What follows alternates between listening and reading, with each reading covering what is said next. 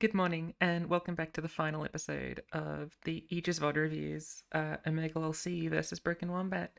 In the final round, we have Spidz versus Broken Ball. Broken Ball has just beaten Morpiece and Eniamor, and now it's my turn to try and beat Broken Ball. Now, Broken Ball, in theory, I had a decent matchup against, supposedly.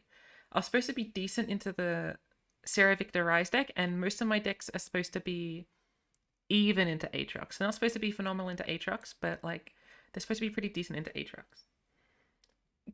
I've got a lot of thoughts about the games and stuff outside of the games, and you're gonna have to acquiesce while I ramble incessantly about my lineup and the matchups themselves.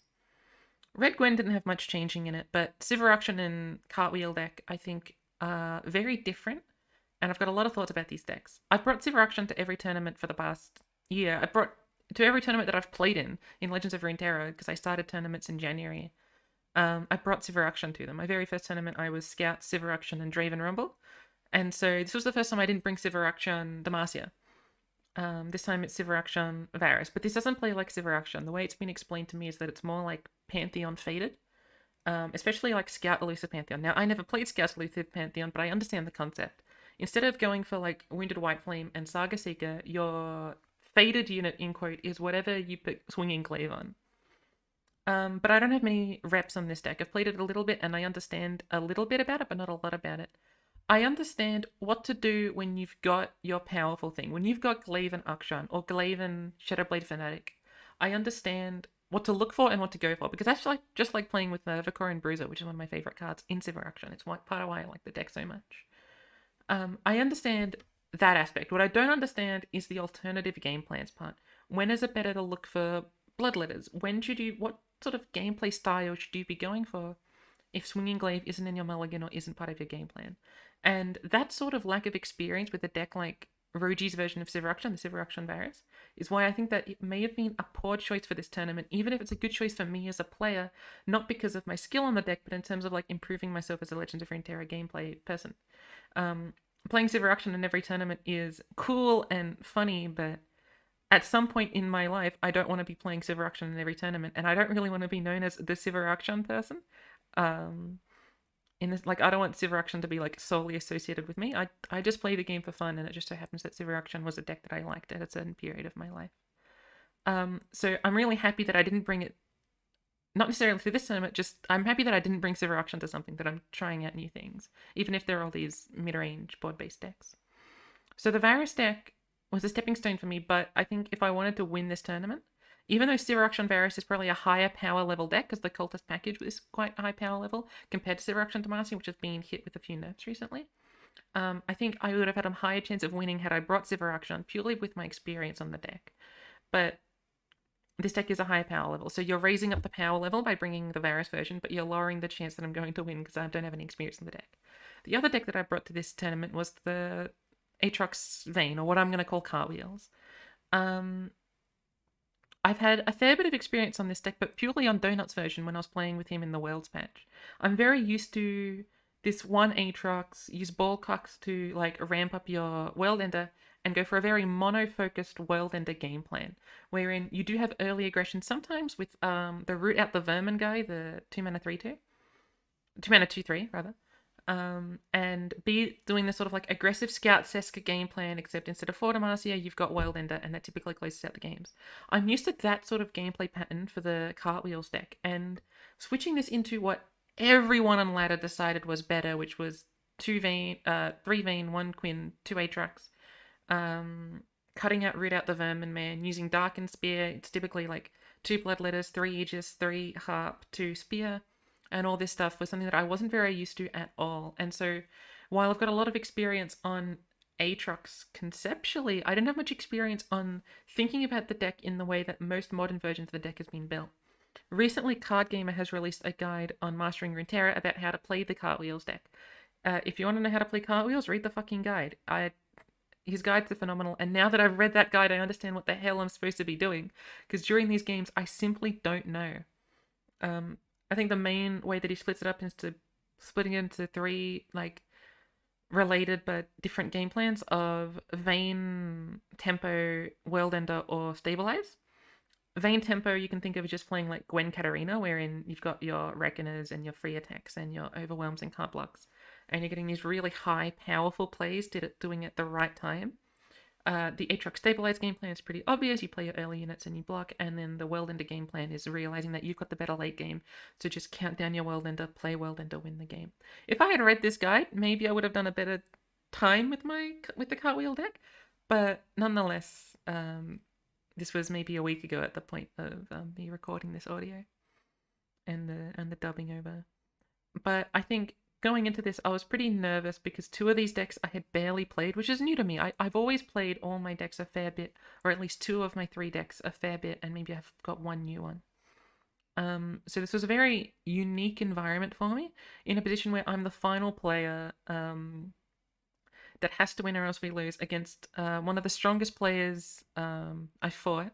Like if I had to make a list of like the top 5 players I've ever fought in a tournament, and the strength of them, I think Broken Ball would be in the top 5 for sure. And so I was definitely really nervous going to this, and you're going to hear me with my audio within the recording be extremely nervous and unsure. One of the other things you're going to notice is that I'm unsure about my plays and what to do. I'll get into a mulligan and not know what I'm looking for. I'll be doing a play and not know if it's right in the time, and that's not a position you want to be in the middle of a tournament, and that's because of my inexperience with these decks in particular. Nonetheless, I hope with this preamble ramble, you enjoy the following, and hopefully we can learn how to play these decks. Sort of, kind of. I made it so that it doesn't peak. Can you say good luck and have fun? Say people. I'll move the cursor. They're running Cartwheels and Jace and Seraphine Victor Ryze. I'm banning Jace. I would have hoped to have banned their Cartwheels potentially. It was either Cartwheels or Jace to ban. But Jace was supposedly supposed to be really tough for me, and so I banned their Jace and tried to do a mirror for Cartwheels. Oh, fuck, I forgot about this. I study Italian at uni, and Broken Ball is Italian, so I thought, I'll say, like, good luck, have fun. I forgot how to say have good luck. I now know what good luck is, because I asked my partner. But I also asked how am I supposed to say this properly, and apparently I said this wrong. It's supposed to be divertiamoci. So, my bad. Apparently I said, like, we are having fun instead of have fun like a command. I'm saying we are having fun. So my bad there. I'm banning you. Unfortunately, he never replies, so my awkwardness, maybe he never even saw it. Okay. Let's start with transfer of Varus. Oh, I am so nervous.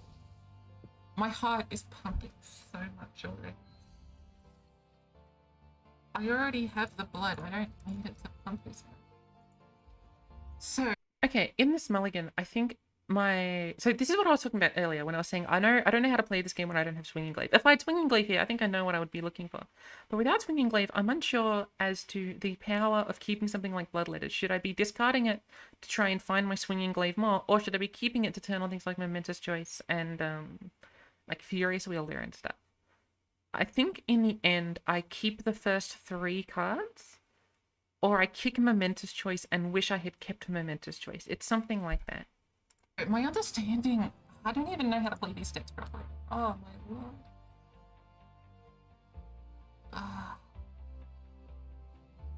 Look, this actually seems like a decent hand. It's not great, but I get the Vagabond, I get to do Zalani things, and I have Momentous Choice. The only thing is it's not particularly aggressive. I could see a world where I mulligan everything and try and get different stuff. I could see a world where I keep these 2.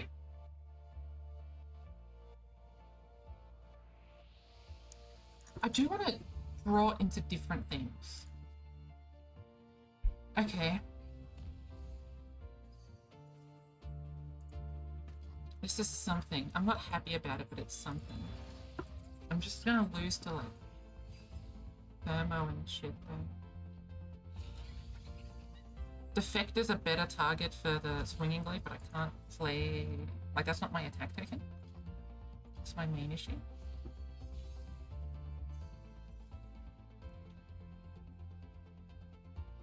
Oh, Keeper of the Box is very tempting. But I think I want the Vagabond to start. So Keeper of the Box is fearsome, and I think doing Keeper of the Box plus Swinging Glaive would have been pretty powerful. I think looking at how my hand was likely to be sculpted, especially keeping the Bloodletters, I think I would have preferred if I had kept Momentous Choice. I think being able to be 1 mana beat a Mystic Shot is, I think, too powerful to pass up. But I'm not entirely sure, because I also wanted to have more chance of getting a Swinging Glaive or the Scout unit, so I probably should have kept it. But I think I'm going to do Range Knight Defector into Swinging Glaive. I think that's my best play. But it's just nerve-wracking. I can assume I can deal 3. But the Bloodletters are... I think I like Bloodletters actually. If they interact with it, it means that I'm getting a thing. So let's talk about mana in the future. I want to put the Swinging Glaive on the Scout and Tough unit. Now, that means I'm putting 7 mana of investment into something that might die to 5 mana worth of Thermo. My thinking was that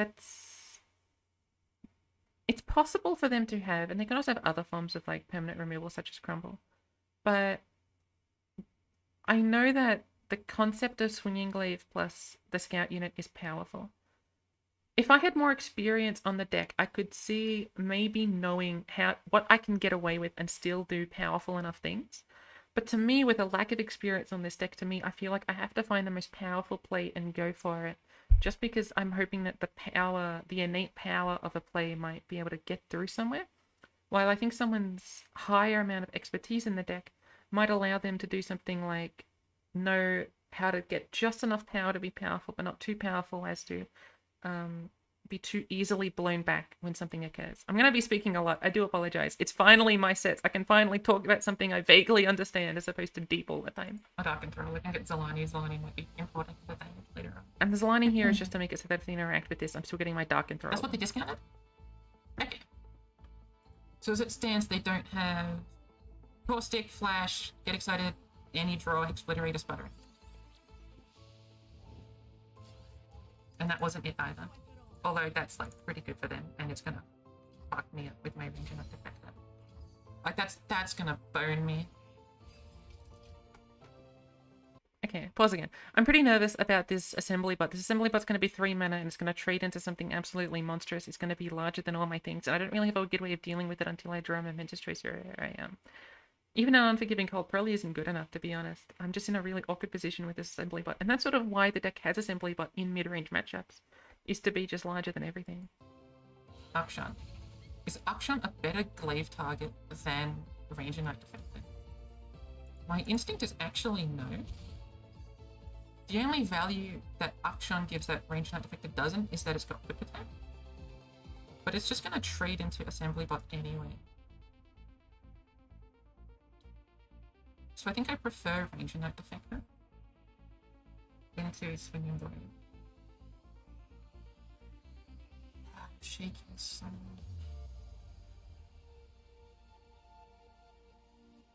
This is an absolutely harrowing experience. Victor. I am not enjoying myself.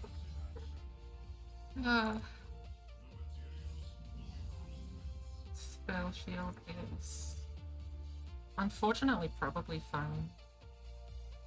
Right, like I have to be acquiescent for Spell Shield.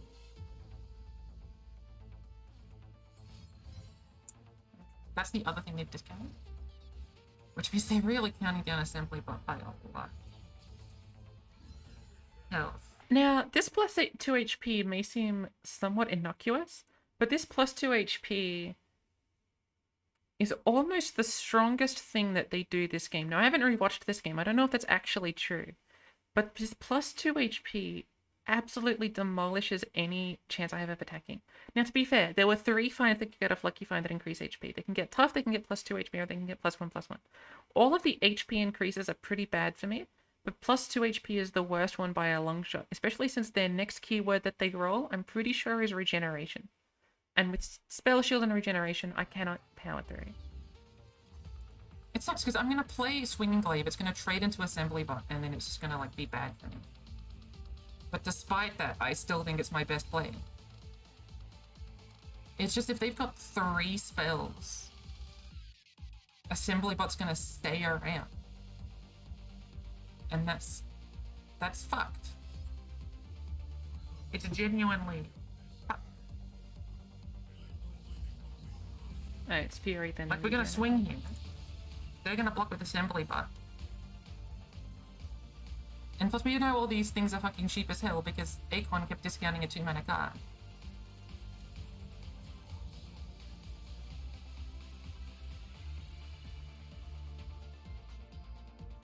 I guess they're probably scared of stuff like Unforgiving Cold and Furious Wielder. Okay.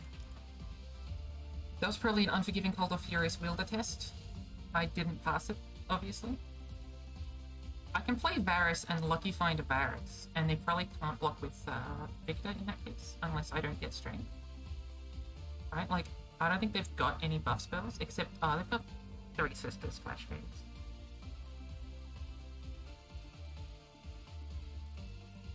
We can do Shadowblade Fanatic and then the unit, and go like a little wide.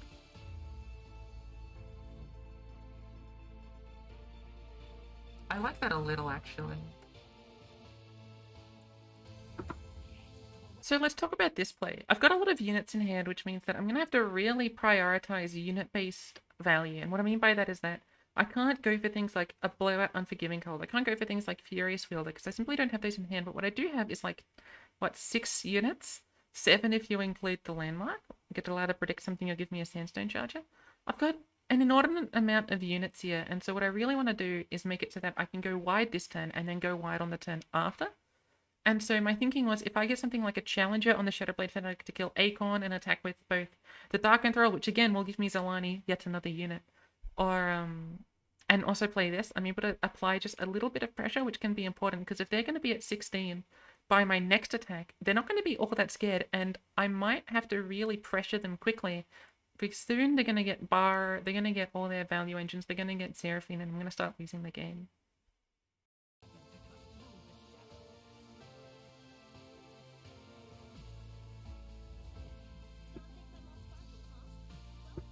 I should look for Challenger, I think.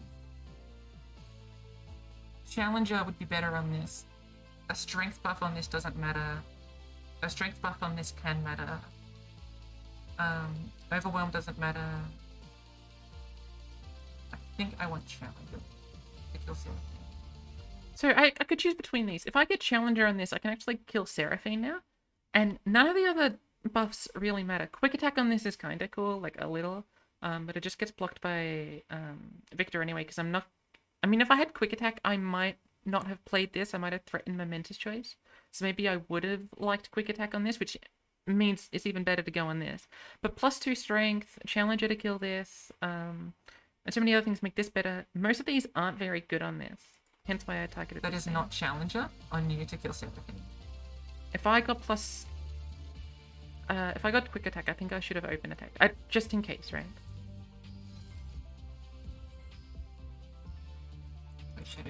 Now, there's an argument that even still, even without quick attack, I should have open attack. And threaten Momentous Choice so that they can't block with Victor, and so I'm dealing a fair bit of damage. I think that could have been a line, and it might have been better than playing Shadow Fiend. I don't know when else I am going to be playing Shadow Fiend, though. And if they call out my bluff and block, that's pretty decent for them, because they are getting the Fury trigger, and they're killing one of my strongest units and all that. I'm not entirely sure, but I maybe should have threatened Momentous Choice and just done the attack with these two. Obviously, if I'm throwing Momentous Choice, they can just block the 3/3. So I don't know. I'm not huge on that play. Right. What is good is that like Varus will start counting down a little bit, and I will have Zalani maybe. Like, they would have done this block either way, I think, had I not... I don't blame them for this one at all. Been threatening momentum.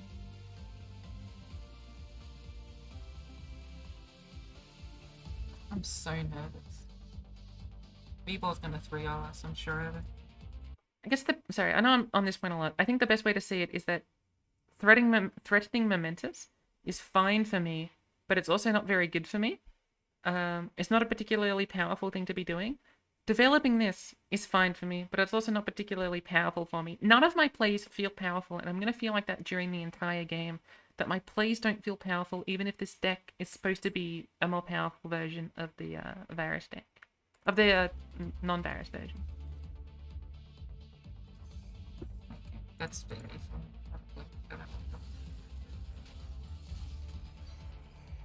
I pretend I'm not doing Zolani. I pretend I'm actually doing Dark and Thrall beatdown. Like, Zolani is strong, but I think I want to be Dark and Thralling and beating down.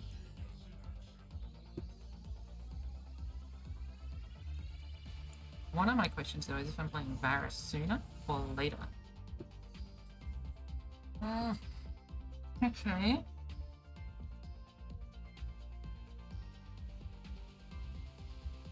Zolani is good. But it's a lot of mana for something that could easily be thwarted. So I think it might be Vagabond, Akshan, Bloodletter's Varus.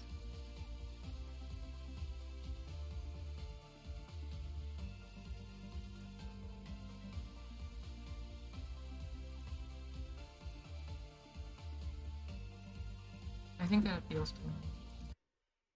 This is another turn with a lot of options on it, especially since we have to consider what we're going to do next turn, especially dealing with this Victor that now has 7 HP when Regen goes on and 8 when it flips.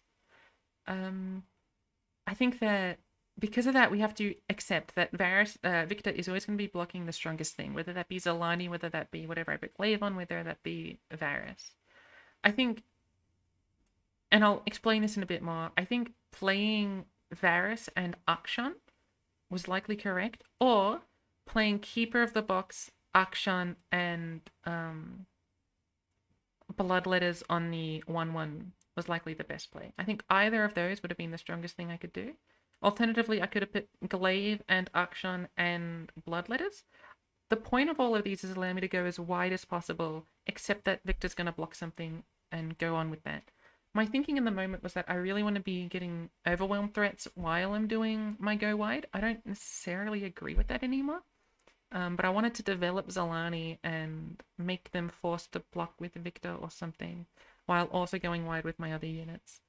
If I'm developing Zolani, it makes it a lot more powerful, but I think it's also fine to just develop like 2 units, or a unit and a swinging glaive and the Bloodletters, put the Bloodletters on the 1-1, do 4-3 beatdown, and sort of go wide. And there's a very specific reason for this that I think I'm going to explain in the audio.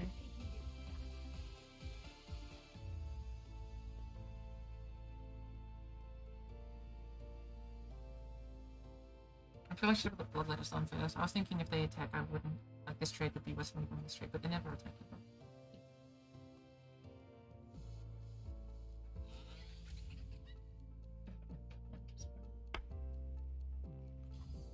I'm not happy about this.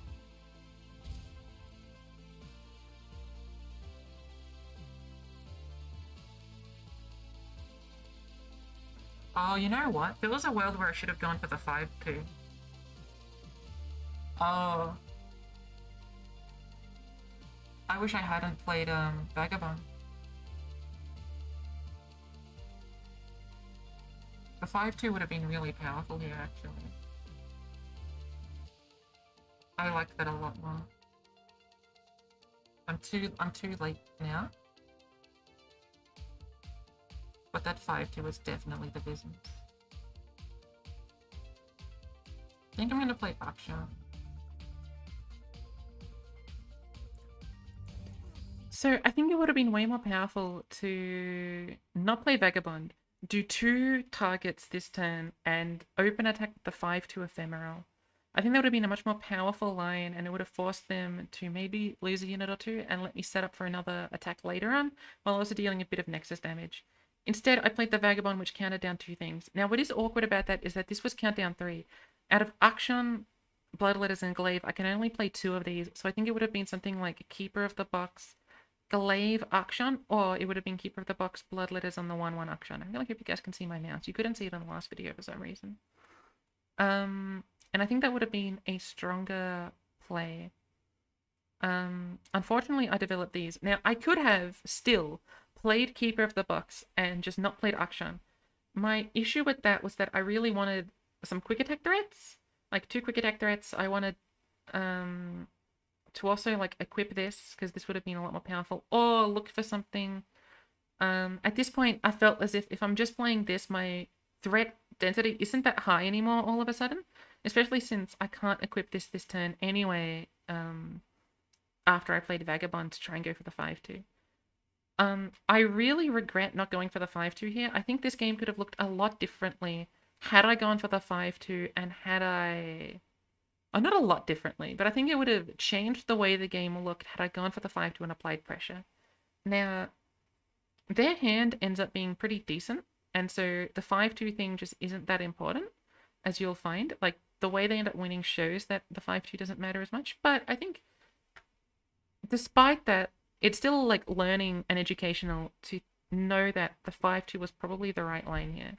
And so I do really wish I went for the 5-2 through probably Akshan Glaive? I could put Glaive on this, it's not impossible. Or Glaive even here, and Keeper of the Box. I think that would have been a more powerful play.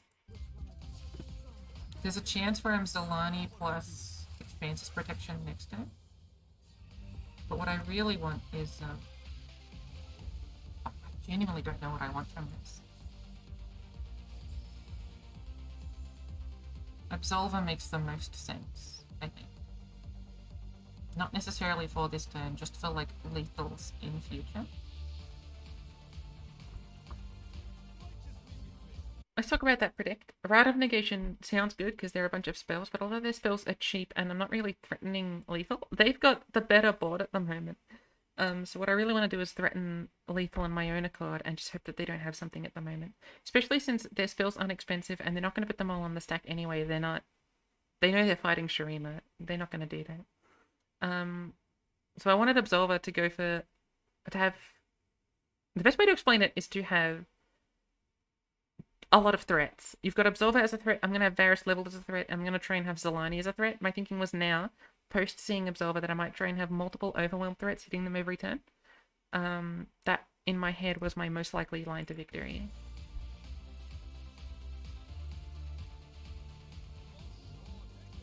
But seeing them play this 3-3... Victor's got 6 HP and regen is absolutely like abhorrent for me.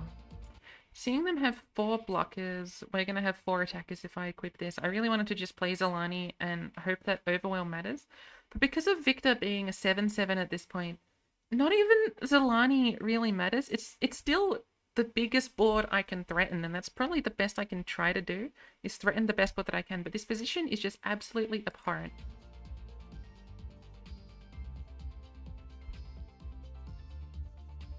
I guess Zolani is my best line.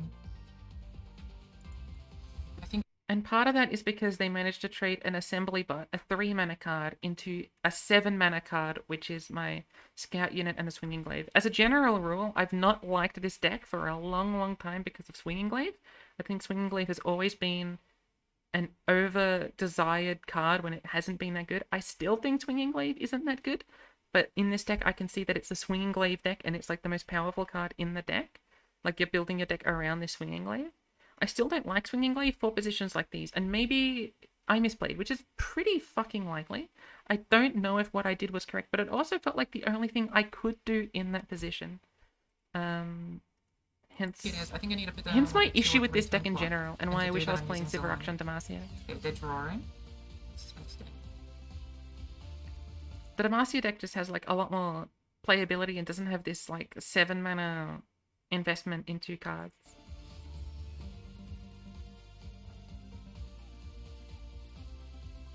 But I think they're going to win this, like, pretty... Like, I think B-Ball's just going to win. I think B-Ball's a better player, even if it's only the second best Italian player. Like, I'm pretty comfortable saying that B-Ball will beat him. Because that's just, like... That seems likely.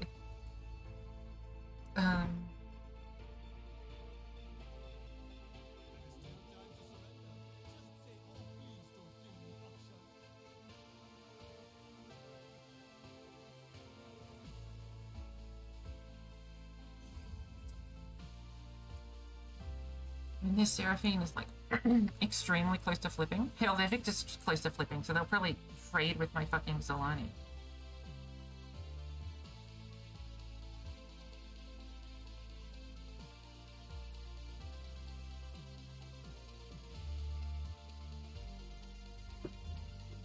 I do think playing Zolani is the most powerful thing I can do, and threatens the clock much better. Like, because next turn I'm gonna have, well, hopefully Zolani and also Varus.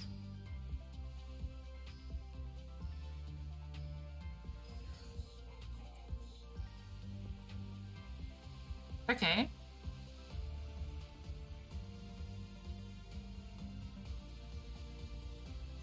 Well, like, if I play Expanse's Protection, it will be interacted with. I'm not... Expanse's Protection won't do anything. Right? Like, they're just gonna play Mystic or something and then it's gonna die. Anyway. And Expanse's Protection must get more value later on. Victor is so fucking huge. Is this a change of plan? Try and be bigger than them and unforgiving hold them to death? I still can't interact with Victor. But I can block Victor. I've got... This looks like it's game. Okay, we're gonna resolve this. We're gonna attack them. Like this. Try and kill one of these things. Okay, why didn't I do Expanse's Protection? I think that Expanse's Protection loses pretty hard to literally pretty much any spell in their hand. And my thinking was that Expanse's Protection is more likely to help me on a winning turn, maybe combined with a Rite of Negation, in terms of threatening something like a Varus plus a Absolver on the same turn, trying to do like a double-pronged lethal, or a triple-pronged lethal if we even have Zolani at the time. And in that position, they're going to have to put more spells on the stack and be a bit more open with their hand. Their hand will hopefully have less cards in their hand by that moment, and my language is not the day of goodness at now. My hope was that when their hand has like a fair few less cards in it, then I can play Extensive Protection, actually attempt to get some value from it, because right now they've got 6 cards in hand. They're probably going to still kill Zolani here, and I didn't want to spend 2 mana just letting Zolani die for pretty much no issue to them. But later on, it might be issue to them if I play Expansive Protection. I think you could argue that I had to play Expansive Protection there and just hope to absolute heaven that they don't have any sort of fast speed interaction to pop the spell shield, but I think that's just so unlikely, and I'm more likely to win through delaying the game more, hoping that their hand gets churned through a little bit and eventually winning with a double or triple pronged overwhelm lethal, I think was my desire at the time. But I almost think it's slightly much ado about nothing. I don't know if that actually changes much about how the game would go, but that was my logic for not doing Expanse's Protection. Well, this goes here and this goes here, and then I've just got a fucking guy. Like, this attack sucks as well.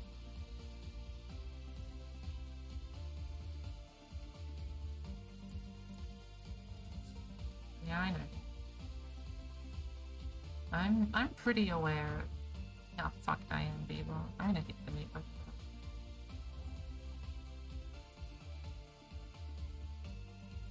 I think it's the Bloodletters and just start and try again. Presumably lose. I don't think... I've sort of half written this game up.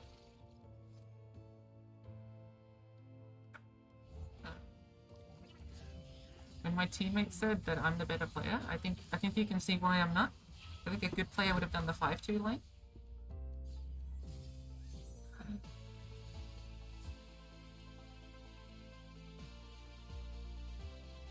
Alright. We just play the waiting game. Did they get overwhelmed? Doesn't matter if they... I mean, it sort of matters if they get overwhelmed. That doesn't change anything. Because in regen and quick attack get the same keyword on a big unit. Yep. It's, It's possibly fine. On my pop-off turn, I don't know if I'm going to do spell shield. I think on my pop-off turn, I'm more likely to get vulnerable to everything and then try and like when I mean pop-off, I mean like Warlord's Word pop-off. When I do that, I think I'm going to get vulnerable to everything and then do something after that. That appears more likely to me. Okay. It doesn't matter.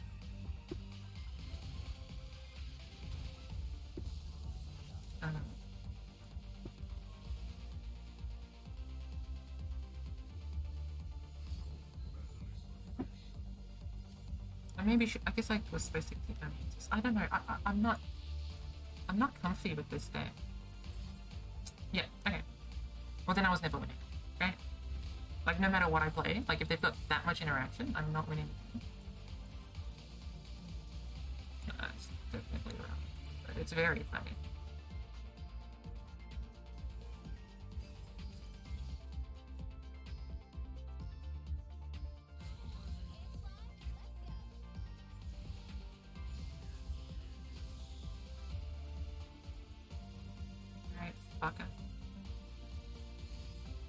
Ah, then you proc augment. Okay, well if they're slow speed, it doesn't go through. Look, I've lost, right? Basically. I think Broken Ball is just the better play. And I definitely don't think I'm playing well.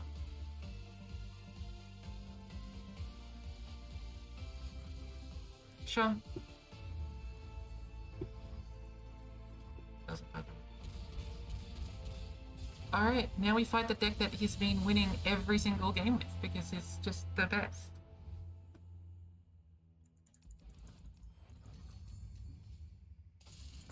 I think in that game, the main things I want to highlight is my inexperience with this deck. I'm sure if Roji was playing, he would have played that much more cleaner, especially during the mulligan, and maybe could have piloted it to a victory.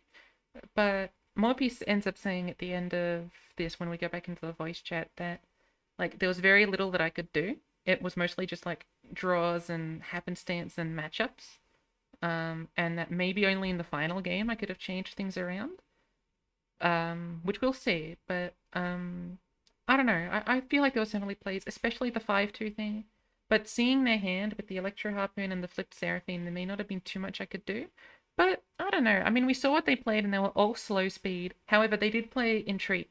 And so Entreat would have given them either Ryze, obviously, but it would have given them Victor's Death Ray or High Note, which means they would have been able to pop Spell Shield anyway. So I'm not entirely sure that playing Expansive Protection would have been correct, but look, I don't know. I think any comment that I've made in this game about possible optimizations can always be hit with the addendum of, I think I lose anyway, so shut up, Spidz. Go to the next game. Plus L, plus ratio, Will plus your microphone sounds bad. No. Will I try? As much as I can, but it won't be very much.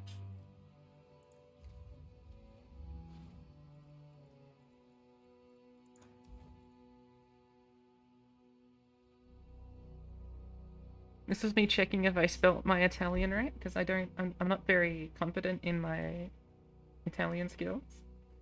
I got it wrong, but I didn't know that at the time. Alright. Let's hopefully not lose. So this matchup is interesting because we have Unforgiving Cold and because we've got like access to things that are typically larger than early Aatrox stuff, and then when they put their Aatrox turn, we're able to pressure quite a bit. This matchup is supposed to be decently good for us.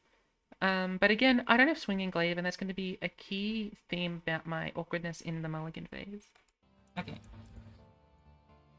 I don't know if I'm supposed to keep Bloodletters. I just don't know this deck enough. My thinking is that my best thing that I can do is just put Glaive on something. This helps me find Glaive. But if I don't find Glaive, then I want ways to proc Unforgiving and Bloodletters. But if I'm relying on Unforgiving and Bloodletters now, I'm going to lose later on. So I just don't know what I'm doing. Maybe I should keep Unforgiving. But if I'm keeping Unforgiving, then maybe I should keep Bloodletters. I don't know. I wish I was playing Sivir Akshan instead of this. Because I don't know. I don't know what the mulligans are actually supposed to be doing. If I'm keeping... I guess I'm keeping everything. But I don't like what's going on in play. I finally decided to keep everything. My thinking was, okay, if this is a Swinging Glaive focused deck, let's give me 6 more chances of finding Swinging Glaive. And if I want to proc Unforgiving Cold, let's keep Bloodletters. I don't know if keeping Bloodletters was correct, but that was my thinking with my whole mulligan. And I know keeping the Unforgiving Cold will at some point possibly make sense when trading into Aatroxes and stuff. So that was the thought behind this mulligan. I don't know if it's correct. I could not tell you. But that's why I ended up deciding to go for something like this. It feels pretty bad for me. Well, I'm not taking this. I'm telling you that. Yeah. See, now I'm looking at what I kept and I'm like, where are my units? Okay, I have found a unit. Is Varus good? He seems fine. I don't hate Varus. I like Vagabond more because it's Sivir Akshan. But I don't actually hate Varus here. Well, we're going to be playing a weapon. We're going to be playing probably Momentous soon. So there's a chance that Varus comes into my hand anyway. But it won't be that soon. I don't want to play this that early. I think it's Varus. It's close. Vagabond or Varus. Varus gives +1/+1 to the foreskin. Sorry, the broccoli. And the 3/3 doesn't apply too much pressure. And the most important thing is that I think Varus was going to be important for my lethal. And while I can tutor Varus with Momentous and Unforgiving Cold isn't going to do anything if I don't have any units, right? The power of freezes in a mid-range mirror isn't just to stem their attacks, it's to actually get a positive trade at the time. And so I need Varus or something to actually make that happen. I can put the glaive on something, but it's a lot of mana investment when Varus is a bit cheaper and a bit more certain. So I ended up picking Varus here. Part of the reason was also just because I wanted to try and get an attack here. Okay. I'm gonna do this in attack, I think. It loses just like a little to catch. But I could have put it on this and then attack with it, but I kind of want to do it.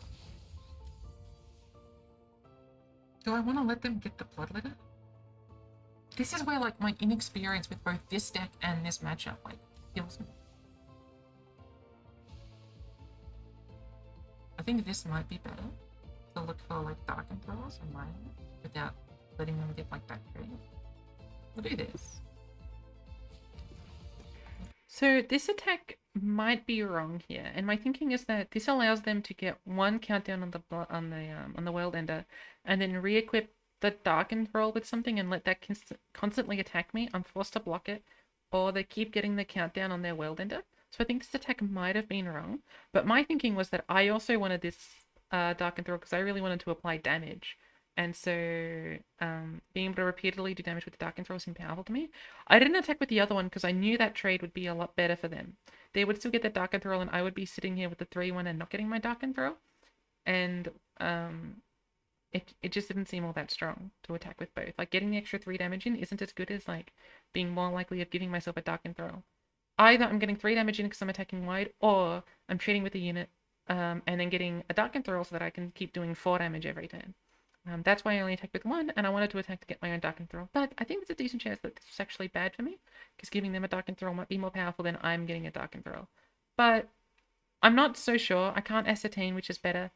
I might send this off to Roji and see what he thinks, because this is a deck that I might still want to learn. I really fucking hate Swinging Glaive, and I think this deck is much less fun than Sivir Akshan, but if it is a stronger and higher power level deck and it maintains a strong meta position, I might be forced to learn it, but nonetheless so.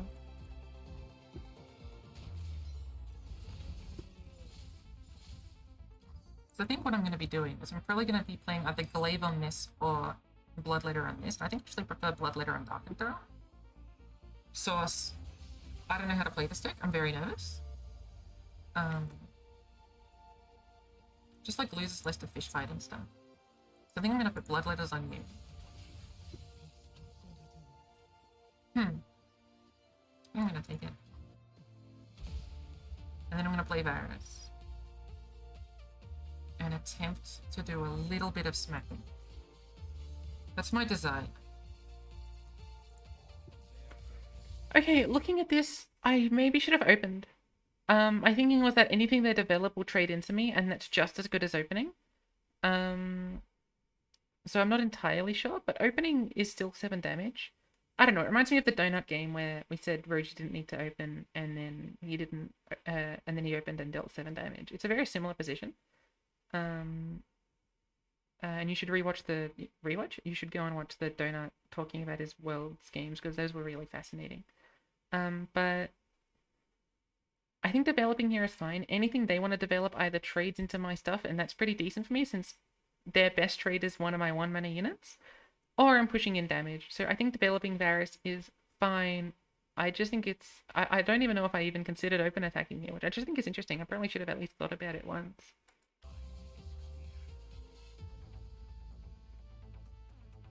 Because I think saying I'm the beatdown is maybe like a bit too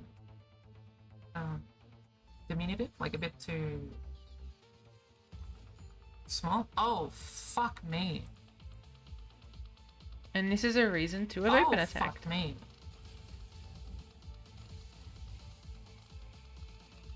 Okay then.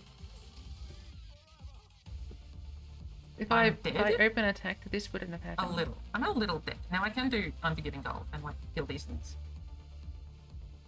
But I'm dying a little. This is a definite reason to open attack.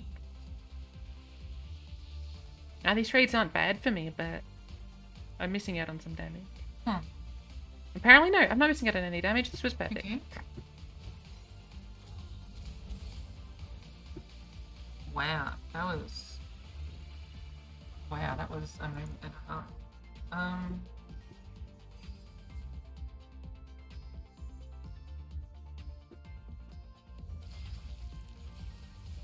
I'm not like absolvering anything. I can glaive and block Elkin.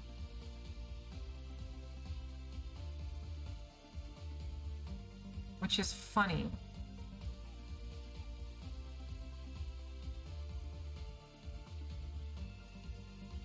I don't know if it's good, but I can glaive and block Elkin and I can put the other weapon on Darkentile.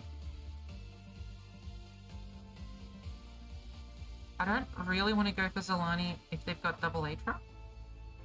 I mean, Zilani is bigger than Aatrox, that's the thing, right? So like if I put the glaive on the Darkentile, but then I'm spending a lot of mana just as Zilani.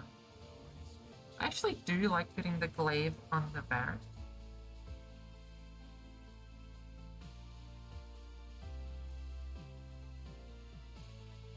I cannot tell if I'm stupid, but I feel like this is actually right.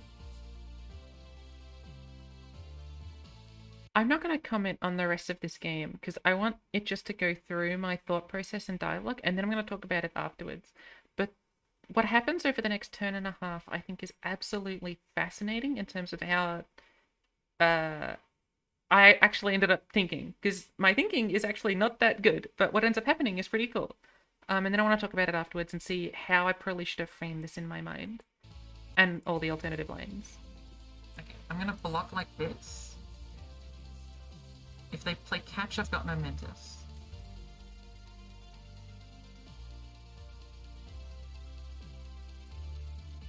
If they play fish fight, I've got Furious Wielder.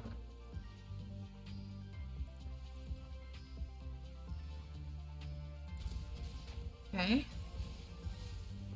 I'm not going to equip the Darken Bow because I do want to threaten Furious Wielder.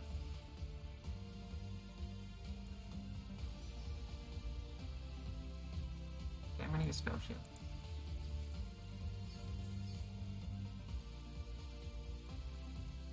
Can I all in OTK?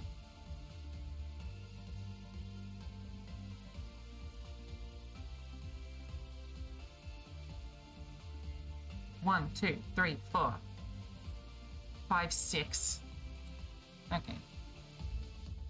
1, 2, 3, 4, 5, 6. Varus will have 6, 8, 9.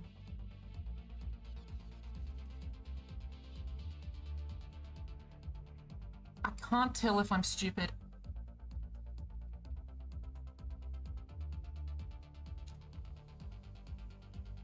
Six, 7, 8, 9, 10, 11, 12. Push.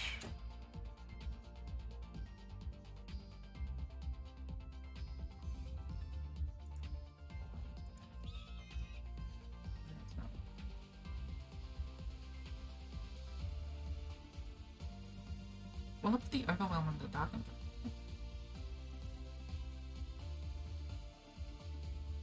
Okay, could be later. Could be overwhelm and the darken. Oh,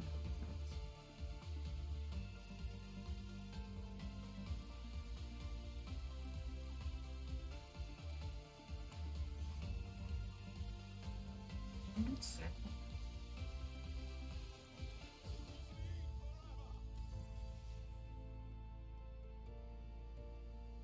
Can I have a show?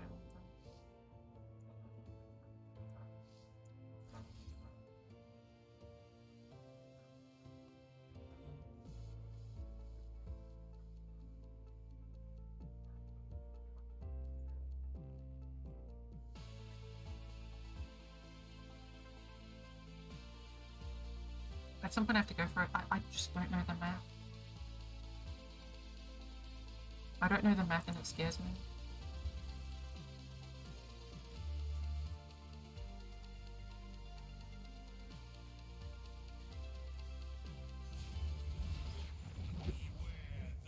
I don't know the math. I hate that I'm in this position and like in the most important match of our set. I simply don't know the math. I'm gonna commit.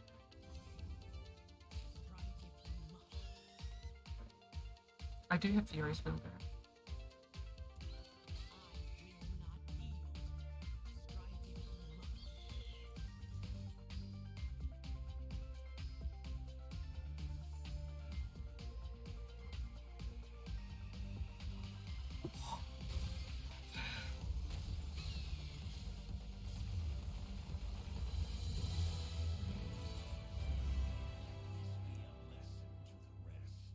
Believe how hard my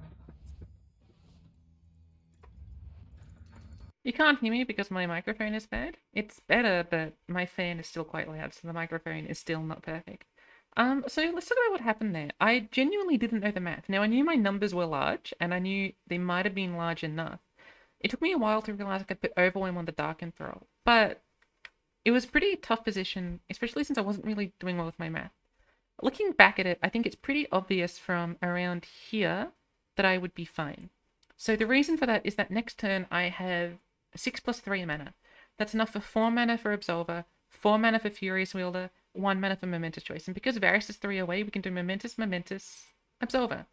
Going back before this moment, when Varus was only at 2 targets, it seemed pretty likely that I needed to equip some sort of weapons in some sort of fashion. So I think putting Swinging Glaive on Varus was definitely a good play. My teammates said that maybe I should have put maybe I should have put the bow on something else.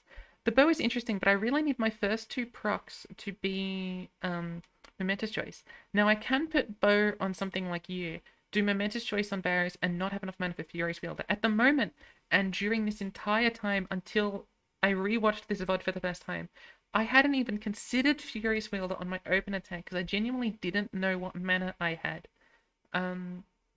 I think in this position, I had pretty much a guaranteed lethal. When they attacked me, it got even more guaranteed because it meant I had 1 more proc. If I didn't have that 1 more proc, I think I would have had to play Darken Bow. And I think if I had played Darken Bow, it means that I would have maybe lost to Fish Fight in a way that I currently wasn't losing to Fish Fight because I had access to the Furious Wielder. But even if I did put the Darken Bow on you, Varus would still be at a fair bit of strength because I would have put 2 halves of the Absolver on Varus, which means Varus would be at 6, 7, 8, 9, 10, 11, 12. Oh, maybe that isn't lethal. Uh-oh. Probably. Then I think this is right. I think not putting the Darken Bow on is correct. Just because if they've got Furious Wielder, I'm a bit boned. But that was mostly that. I could have obviously put the bow on the Varus. Maybe that's what they meant actually. They probably meant put the bow on the Varus because now Varus can double up the bow procs. And that matters for both halves of Absolver. Right, they would also double up the bow proc, so I wouldn't be able to hold up Fury's Will, but that wouldn't be necessary. And because I had this and they don't have any fast speed interaction, Fish Fight would have just gone straight to the spell shield. So if I'd put this on this, it would have lost 2 strength. So it would have been at a 3. Then it would have gone 4 and then 5, 6 and then 7, 8, 9, 10, 11, 12, 13, 14. I think I would have been at 14, which means they could have just blocked with this and it wouldn't have been lethal. But I'm not entirely sure if equipping the bow counts as a bow proc, because if it does, then I beat anything that isn't a buff spell.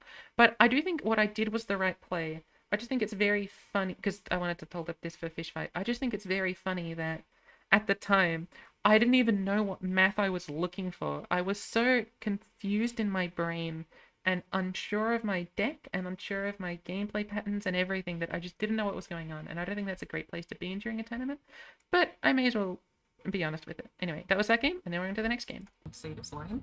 What they don't know is that I'm thinking, I don't know what the fuck's going on. I hope it's enough. Because I wasn't counting my math right. The mirror. I've got a lot of thoughts on this mirror, so you're gonna have to listen to me for about 5 minutes. My deck is slightly mirror teched. I've got 2 silence and suppress, and from memory they had none. But I'm not used to this mirror. I'm not even used to the deck that I'm playing, and my experience with this mirror is that nothing fucking matters. No logic is necessary. Someone's gonna do a powerful thing, and someone's not gonna have interaction for it. What I mean by that is there are so many methods of winning that can occur in the mirror. It can be Valor plus Harp. It can be Scout Unit plus Harp. It can be Scout Unit plus like a Vayne or something. And the way to beat these, in my mind, was through your own powerful thing or through enough fish fights or challenger units. But when you're in the mulligan phase, I simply didn't know what to look for. I didn't know if I was supposed to look for interaction, such as a fish fight or a challenger unit, to deal with stuff like Valor plus Harp. Or should I be looking for catch to have like a blowout opportunity? Should I be looking for the scout unit, or is that going to die to early aggression? Having read Card Gamer's Guide, I now understand that, and maybe I should have realized this based on how I was thinking about the matchup, that all I really wanted was Darken Harp and everything else was sort of secondary, with Valor being the best Darken Harp target followed by the scout unit. But in my head, I genuinely didn't know what the best way of going into this matchup was, and I didn't know how to mulligan for it, and I'd barely played this deck. I know for a lot of people, they'll look at a tier 1 deck and think that it's pretty obvious because it can steal a lot of wins.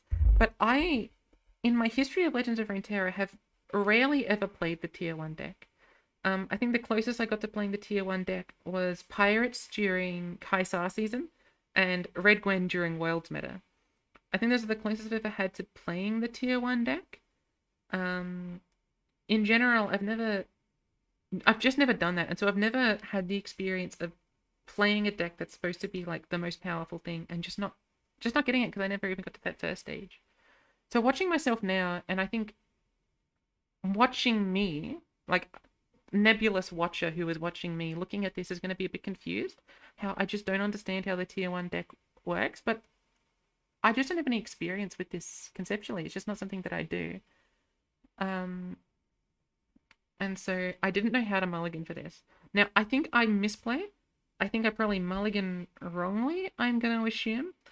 But in this matchup, I don't even know what I'm doing. I don't know what I'm looking for. I don't know what gameplay patterns I'm trying to induce. For the first 3 turns, my mind isn't even really turned on, which is awful, but the amount of stress and awkwardness I was experiencing was so palpable that if you went to the store and you looked in like the juice section of the store and you skipped past all like the pulp-free orange juice and you looked for all the palpful stuff and you just looked for what had the most palp, you would just see a picture of my face playing Aatrox doing cartwheels. And that'd be because it's just so fucking palpable, the amount of issue that I was having. Sorry. We'll watch the video game. I do like this style of Elkin Spear. I also like Fish Fight to interact with stuff like Valor. So I think I'm going to keep a mulligan like this. Now, Fleet Feather Tracker is good because it also interacts with Valor. I really like this start here, and I do like Fish Fight as a way to beat their stuff. Now, the issue is that I don't have a way of killing. So I don't know if my mulligan was correct. I don't know if I was supposed to be looking harder for Darken Harp. I don't know if I was supposed to be looking harder for Valor. I don't know if I was supposed to full mulligan or keep Elkin plus a spear. I might show this to Card Gamer later to see his thoughts. But looking at my hand now, 2 of my cards are condemned. I don't have a single way of turning this on, so I think maybe I just got a bit draw awkwarded. But I'm also the one that stole Teddy's list and happened to be on 2 condemned, so be it. I don't know if condemned's good in this matchup or not. I just don't know. Way of killing range and act effect. That's like this matchup's so hard because there's so many different types of ways to win. I'm going to assume this equip was wrong. One of the times that I beat Jansport in this mirror was getting +1/+1 on Aatrox, and that won me the game. I got +1/+1 on Aatrox and I won. And so all I was thinking was this sort of autopilot, let's try and get +1/+1 and hope that we get the Aatrox buff. I think in retrospect, I think I would have preferred putting Dark and Aegis on this unit, because no matter what weapon they equip, Dark and Aegis helps me win, unless they've got Spear. But if they equip pretty much anything, me equipping Spear was a bad choice, because when I attack them, we're going to be trading World Ender countdowns, except if they add Strength, I'm going to be taking more damage than they are, especially if they've got Aegis. So I think Aegis was probably the more powerful one that I could have done, but I'm not so sure. I don't know. There's also a line where I just could have decided not to attack here, and because I do attack here, and they do play Dark and Aegis, and their unit becomes bigger than mine, and then I'm not able to block it. And so I think once I play Spear and they play Aegis, I wasn't supposed to attack. This is why I mentioned that I was on autopilot. But when we go into the later parts of the game, the 1 mana difference between World Ender is huge. And so if I had not attacked here, they wouldn't have gotten the ability to attack me back for free, and they wouldn't have gotten that extra proc. So over the next 2 turns, they get 2 procs on World Ender by blocking and then attacking, and I only get 1 proc on World Ender. And while later on there was another opportunity where I could have gotten another countdown on World Ender, I think right now is a perfect example of another instance where I just wasn't thinking about how to play this matchup properly based on the World Ender procs.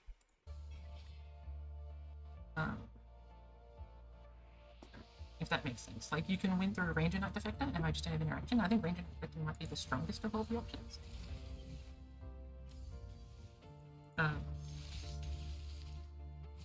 Also, I'm really struggling to focus. Like, my focus is very much fading.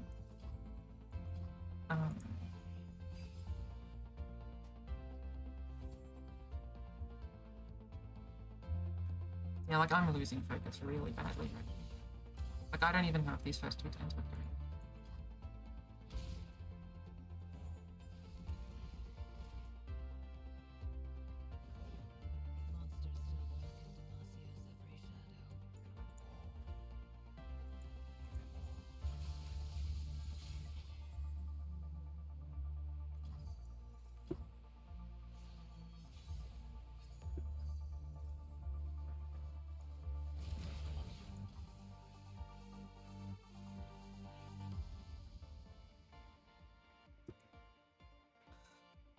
What was I saying? I don't know, my house is loud. I'm struggling to focus.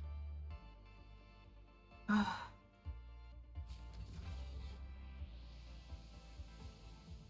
was probably supposed to equip Quick Attack here, by the way.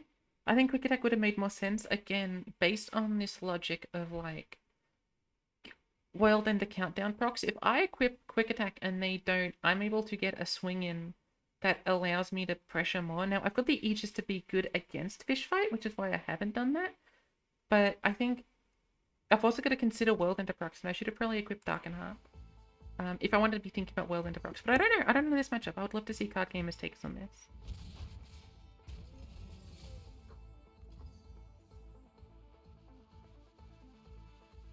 I think I'm gonna play Harp. On the end.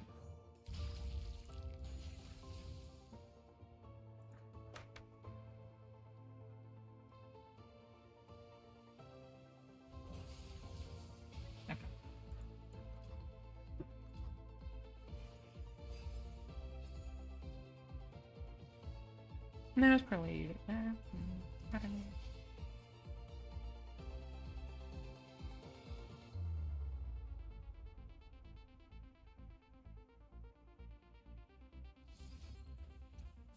This loses to catch into stuff, but I think it's still worth it because push comes to shove after.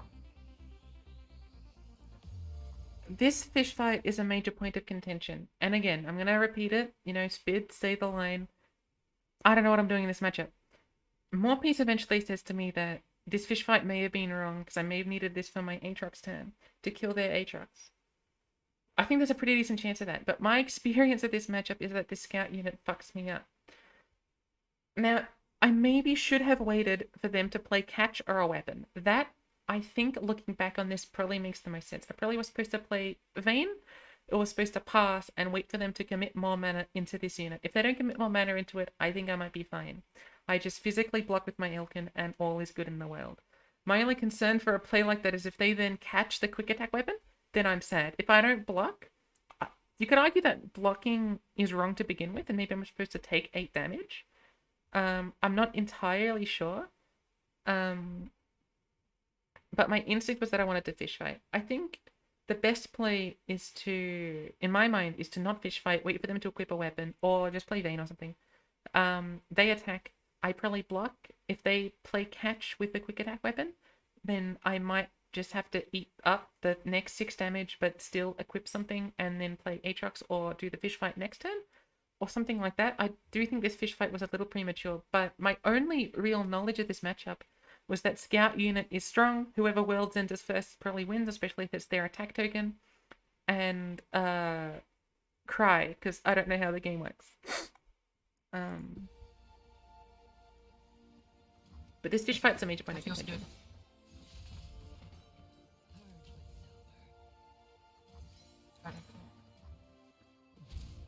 If I blocked there, I would have had another world enter. I want to say that I'm playing Sera, or really playing Vayne. Really playing Vayne plus Aatrox. I do want to like count down a world ender, but I also just want to like do.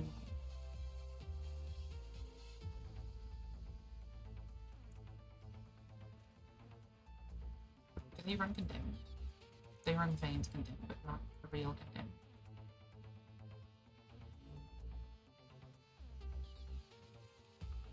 This is hard. I simply don't know what to do. I want to say it's hard, but put it on the Elkin to keep counting down the thing. I want to say it's Vayne because she's huge. I think it's Vayne. And then I think it's Aatrox. But I'm not happy with it. But I don't think I'll ever be happy with my plays. There's a good chance that it's Aatrox and just darken heart.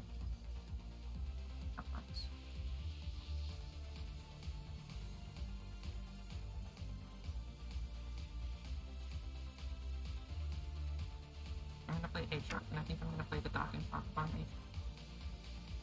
So some of my teammates didn't want me to play Aatrox here. I don't know what they wanted instead. They might have wanted me to attack. They might have wanted me to tumble Vayne with the quick attack weapon first and just not attack. Which actually is interesting. If I tumble Vayne with the quick attack weapon, it means that provided they don't have catch, I can actually also afford Condemn this turn. I can afford 2 Condemns. So there's a very interesting line. Tumble Vayne with the quick attack weapon, get the attack in, be threatening catch during this time as well, so they probably can't catch back, and then have double Condemn. I actually really like that. That seems really strong. I wish I did that. Wow, that's kind of strong. But in my mind, I wanted Aatrox. Because I felt like it was important for power. But I think looking at my hand, Tumble plus Heart is just a stronger play. And I do want to apologize for my team for just not having experience on these decks. And simply just being like overly nervous. I don't think it's very fair to them to have to rely on someone like me who isn't particularly confident or sure about what to be doing. Like all these 3 games, every time I've done a play, I'm like, I don't know what I'm doing here. I hope this is right.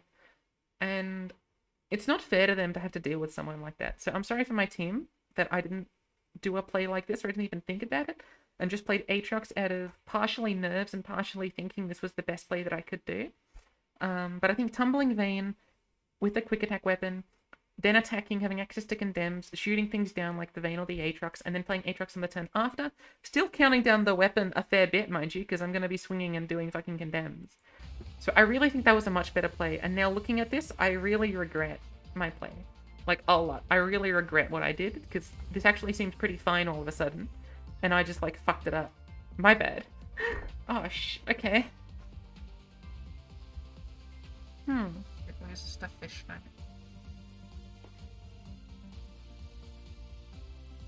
Putting the weapon on Aatrox is a fish fight, since I don't have fish fight, I can't do either of them. Was fish fighting the scouting? I didn't want to get so.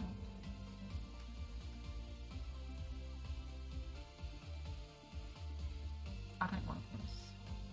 I don't like my position at all. They can world end and I can't.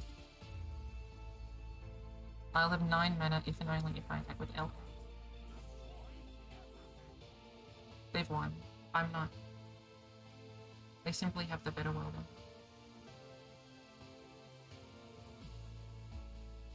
My best play, I think, is to attack with Aatrox.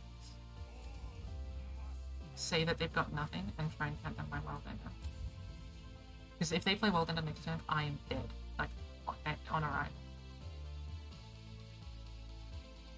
So, this isn't happening. I'm going to talk about my logic, then say why my logic was somewhat correct, but not entirely correct. My thinking was that I needed to trade Aatroxes here and hope that they didn't have catch and still took the block, lest I get my swing in and am able to world ender. I should have realized that if they block and do have catch, somewhat of a failsafe would be attacking with a unit so that world ender could be played with my blade. My thinking was that even if they do that, like they trade into my Aatrox and I trade into my with my 3/3 and then put the weapon on and play world ender, that my board would simply be too pathetic and that I would still lose anyway to stuff like their Jural. But that was probably a stronger play than just simply attacking if I attacked with the 3/3. But I didn't want them to have a good trade into the 3/3 and then just let the Aatrox hit them and then not be doing too much. I do think attacking with the 3/3 was more correct for my world ender, but it also isn't a very good play either. So, I don't know. I really wish I had done this tumble line. I'm now going to be hitting myself quite a bit for that, because I genuinely didn't even notice or think about it. And I'm really upset, because that play is actually not bad. Like, at all. It's actually pretty decent. It's not instantly game-winning if they've got something like a catch, but I don't know if they're willing to play into catch. So I really just wish I did that play, and I'm really sad at myself for not. I genuinely wasn't even thinking or noticing it, and I'm really mad about it. I'm not mad, I'm really sad about it. They've got the catch? Yeah, okay. I don't think I had the chance to win. Because as soon as they play world ender, I've lost. They play Aatrox. It's their choice if they wanted to catch in that position. I could them, but it's not happening. So this was my best likely chance to win. We do an equal trade. I don't blame myself for this play. So, just to go back on what my logic was if they don't have catch, we trade Aatroxes. If they don't have a unit, they can't really get an Aatrox.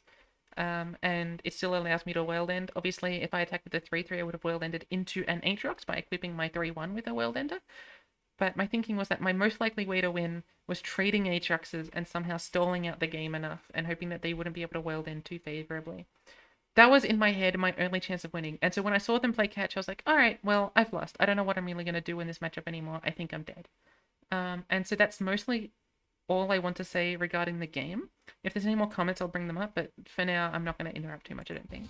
But just so you know what my mind was going through. No, I think I've lost literally either way. So the amount that I care is a little minimal. Remember, I could have had fish fight here, and let me actually pause one more time. So when I was talking earlier in this game, most of my comments were about this position here. If I had done better trades with my units earlier, if I had not attacked on turn 1, if I had blocked some time with my units, my world ender would have been 1 less, and all of this logic about having to attack with the 3/3 and making my board worse would have been null and void, because I would have already had enough mana and been counting down my world enders. That's mistake number 1. I wasn't counting down my world ender, and I didn't know what I should be looking for. The other thing I wanted to mention was the fish fight. If I had fish fight in this position, I could have fish fought Aatrox post-combat and made it so Aatrox was dead. Both of these were things I should have been thinking about and wasn't.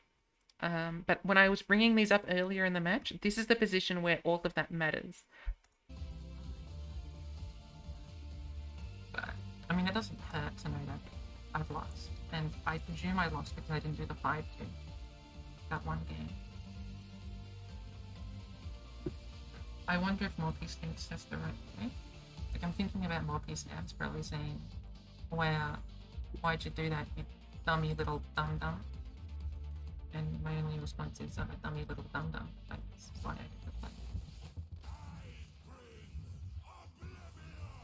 But they just play Aatrox, they just make him do a cartwheel. That's what it is.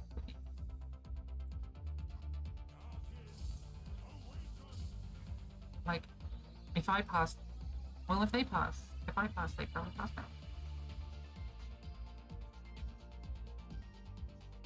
If they attack, I'm blocking with this so that I can wild and get Elkin.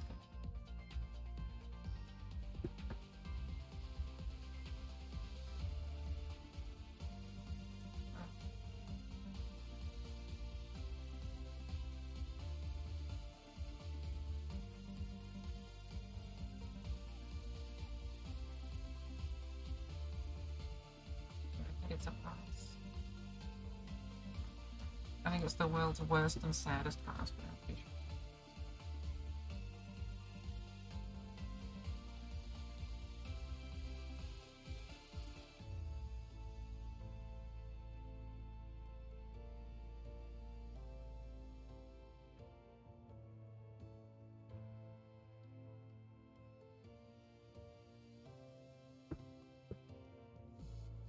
I could have maybe played this better. I presume the mulligan was a little awkward. Oh, okay then. Well, it's the same logic as the last 2 seconds. It's the same thing.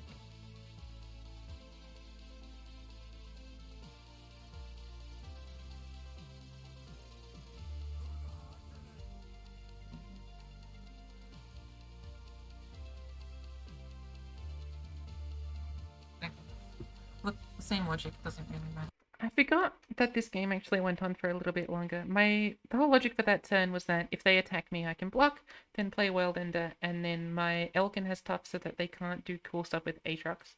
Thought that was interesting, but still, if I had just like attacked slightly differently, I would have been in a much better position because I would have been able to actually play Worldender without just threatening the possibility of it and letting them have like a bunch more mana than me. The issue is that this time now they can Aatrox spell my Steadfast Elkin. And So it's even worse. Now. Alright, well, yeah. So all of these misplays are cascading from the previous misplays, right? Like all of these plays well, are interesting, but they're also just cascading my losses. Elkin, get a Serato.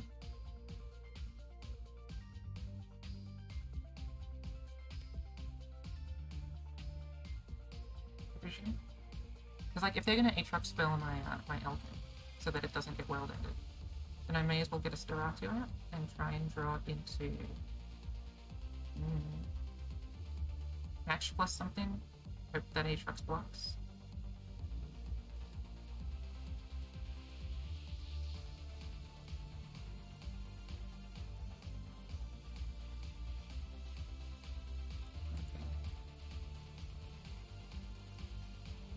It could be a Naga instead. I think straight up is good. Look, I think I've lost.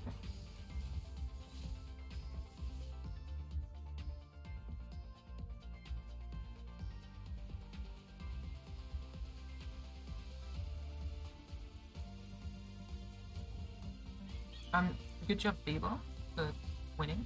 Right, like, I don't want to say anything, but congrats to Bieber for winning. He played well, and I probably played badly. I think Bieber was by far just like one of the best players I've seen play the game. I think I played my best, but I didn't play Legends of Runeterra the best way that it can be played, which is a very fun way of saying that I'm not a good player. I think that's sort of how I expected this to go, where I would lose, and it would be because Bieber simply understands his deck and his matchup better than I do. Where I'm playing 3 decks that I've never played before. Or I've played Cartwheels a little bit and I played Aegis. I played the Varus deck just like a tiny bit.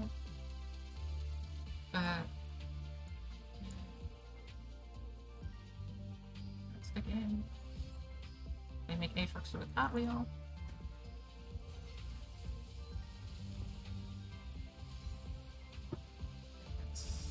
That's all that happened. I'm expecting to join into the voice chat and have Morpheus telling me that, you know, why did you do X, why did you do Y? Or why didn't you do X, why didn't you do Y? I guess we lost where we lost last time, at round of 8. To summarize why we lost, I wasn't thinking about my Aatrox procs, especially on turn 1, and the turn where I could have blocked, and also the turn where I could have attacked with something else. All of those, if I had just done any of those differently, would have allowed me to do World Ender at a better time. In addition, it was the fish fight. In addition, it was not doing the tumble. Now, they did have catch, because they did it on the Aatrox. But I would have been able to threaten catch, and I think it was still probably a more powerful play at the time to be doing something like that. Which is probably where we deserve. We probably maybe deserve a little bit less than that, but I'm going to join with my teammates to end this over 3.5 hours. What's up, Buttercups? Hey, Spidz. Yeah, what's up, Buttercups? What's up, Buttercup? I probably mulliganed wrong in the first and third game. And I did misplay in the first game, but besides that, You played well, Spidz. It was the reason why we lost was because of me. I had a win, so I mean, I'm pretty sure I could have beat the Victor deck if I just played it slightly better. It's fun. It's like, honestly, it's One thing that's really funny is that in the moment, I think the worst thing that I did was not go for the 5-2. And that's for 2 reasons. One, I feel like I've let anyone that thinks I'm a good Sivir Akshan player down by not doing the 5-2 thing. And 2, I'm not good enough with Cartwheels to know when I fuck up. But I know at least enough how to fuck up with Sivir Akshan. So I just think it's really funny that what I'm beating myself up for in the moment was the lack of the 5-2. any worry, don't worry about it, okay? Because like this is. It's already over. There's no point worrying. It's like on it, like it. It was based on me. I shouldn't have lost. It shouldn't even got to you. So, oh well. Yeah, I'm really happy you'll played an Aegis this time. I want to do like a heartfelt thing, but I also want to gas. Yeah, dude, it's okay. Heartfelts can come later. Yeah, You just come later. gas for now. Yeah, fucking mourn period. I know it's fucking horrible to say to celebrate the season, even though we lost, but we should probably do some party games or something tomorrow, or get out of the state of Aegis, because we've been focusing a lot on Aegis, and it'd be good to try and get back into like that. As like a celebration, even though it's fucked saying that, because we, celebrating a loss is weird, but yeah. It's okay. It is what it is. I'll see you all later. See you, Annie. Proud of you, okay? Remember that. And if you think anything was based on you, it wasn't. I should have won that game. Nah, I should have as well, but no. Oh. He just leaves us. He doesn't let us say we should have won. Fuck. I'm still really disappointed at the Ryze game. I think Vagabond was like really bad. If I just like played for the open attack 5-2, that would have put like a lot more pressure on and then allowed me to overwhelm win. Right, yeah. But Zilani felt like my most winning line at the time. And yeah, clearly it wasn't. Zilani just got fucked. I feel like that set was like really hard to have any sort of winning lines in that. It was awkward, yeah. The last game was like the one that could have won. Okay, I guess that's where I ended the recording. I'm gonna talk about a few more things at the end of this video. I wanted to talk about Aegis in general. Aegis this season was pretty fun. I had a lot of fun playing my decks, particularly Sivir Akshan and my Red Gwyn, as well as the random Vayne decks that I ended up playing. I had a really good season this season, better than I probably deserved, and going 9-1 and then 3-1, which is what 12-2 over the course of the season was pretty lucky. And I definitely think that while I didn't expand my horizons very much because I played the same fucking decks every week, I definitely had a lot of interesting positions, and it was a good time. Being able to convert that into trying to do these VOD reviews and doing the stuff on YouTube has been really fun for me. I've really enjoyed these VOD reviews. I've enjoyed less the ones where I commentate over fake mops and any games, only because I don't really know what's going on in a lot of those, and so I feel as if the commentary I'm giving is pretty lackluster and useless. I don't really see the point of those sorts of VOD reviews because I'm not actually providing much, I don't think. And so in future, if I'm ever doing a VOD review of a deck I don't understand, I think I want to make sure that they're on it. But also in future, the VOD reviews will probably only be on like seasonal stuff, right? And like if I play in the next Aegis, that sort of thing. If I'm still even part of Omega OCE for that Aegis. Aegis was lots of fun. I also got to cast a little bit, and I might be hopefully casting in future, hopefully. So there's just a lot of good stuff that happened to me this Aegis, and I'm really happy for what had happened. I'm also thankful for Animo, Morpiece, and Fake Hero for being really good teammates, especially at acquiescing me. They're very good at the whole acquiescence thing. And so they definitely, like, I know I had the highest record, but I'm not kidding when I say I think they did a lot of work in carrying me, especially in terms of like how Aegis lineups work. If I'm bringing the same shit every week, they're the ones that have to change every fucking time in order to make sure that I'm not going to fuck things up. Right? Like, they're all planning around me half the time, or the enemy gamers, and half of the planning against enemy gamers is obviously that I'm always playing the Demacia nonsense. So I would like to thank my teammates. That's, I think, all I wanted to say for Aegis. The last thing I wanted to mention was about the feedback video. Thank you to everyone who gave me feedback. I had a lot of comments with a lot of interesting things. A lot of people said they weren't interested in one. Some people said they would watch one, but I wasn't all that keen on one to begin with, so I'm glad I'm not going to do one.